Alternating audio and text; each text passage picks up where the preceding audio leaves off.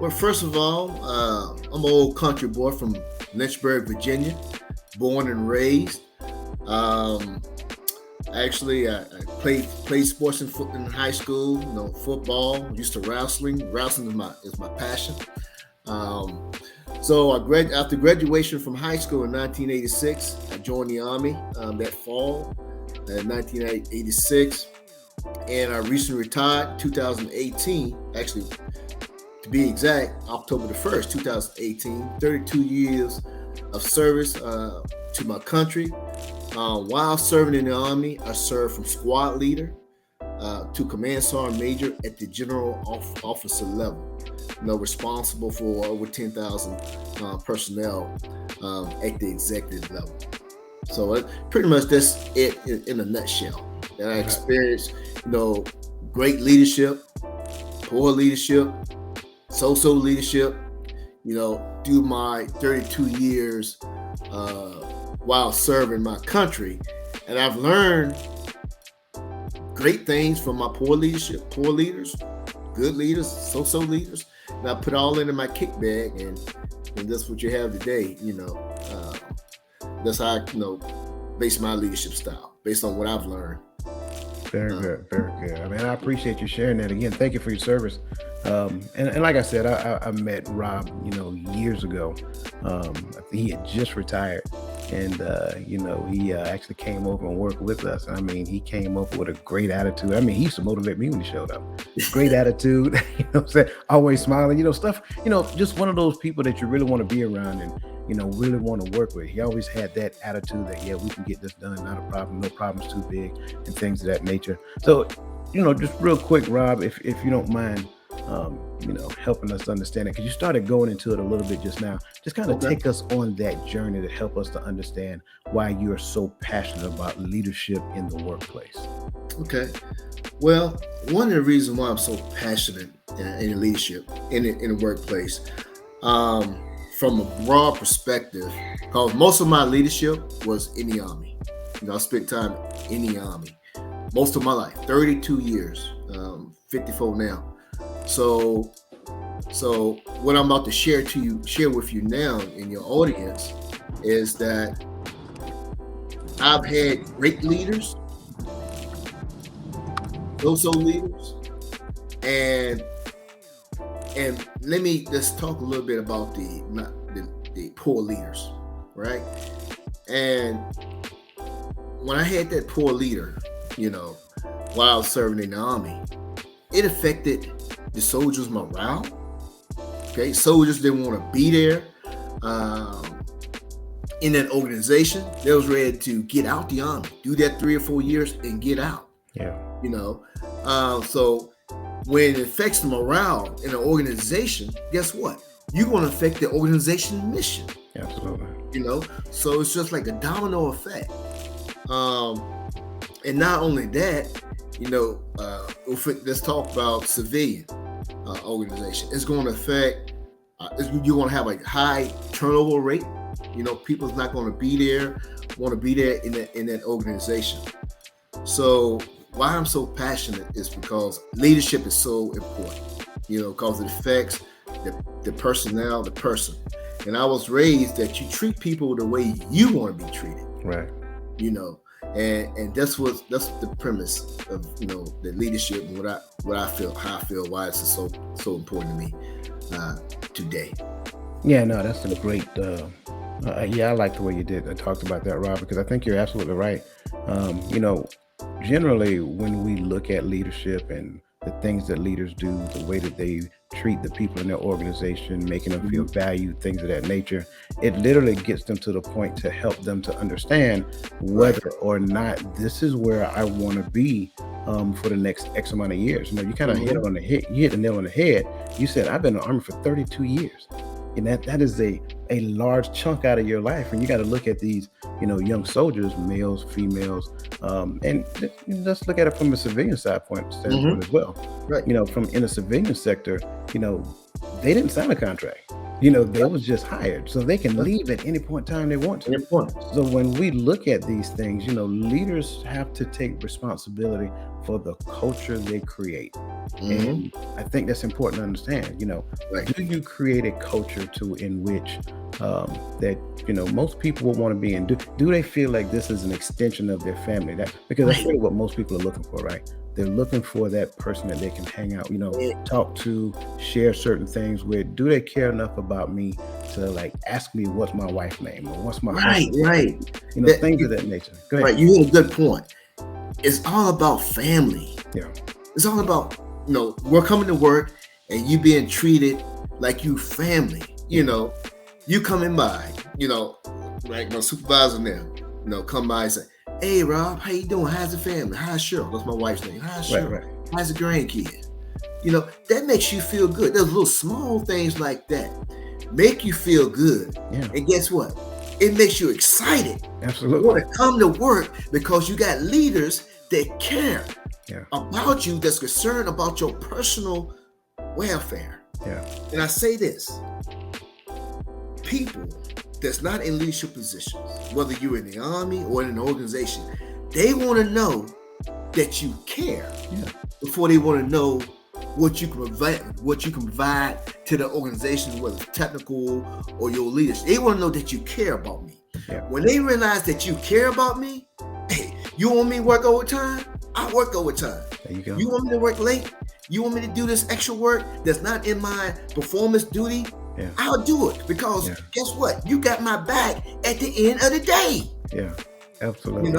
I'm man, sorry. I love your I love your passion, man. I love it. This is good though, because it helps us to it kind of gives us a snapshot into who you were as a command sergeant major, and this is awesome, right? You hit a very important piece. You talked about care, and John Maxwell. I'm a real big fan of John Maxwell. Right. And John, he kind of, he has a statement. He said, "No one cares about what you know. No one cares what you know until you." I'm sorry. No one cares how much you know until they know how much you care. I got a little tongue tied there. Sorry about that. Okay. No one cares how much you know until they know how much you care. And I think that's true for the most part when you think about what it is. Yeah, sure, there are going to be some people who just want to come to work, do their job, and go home. Right, that's true. That happens. You can't affect that. But for the majority of the population, they really want to know that you care about them, their well-being, their future, things of that nature. So when we start talking about these things, sure, you're qualified to do the job. That's why we looked at your resume. That's why we interviewed the way that you have. And that's why we hired you. Right. We know that you can do the job in the Army because we sent you to the school, you have the background and the experience, and now you're at this unit.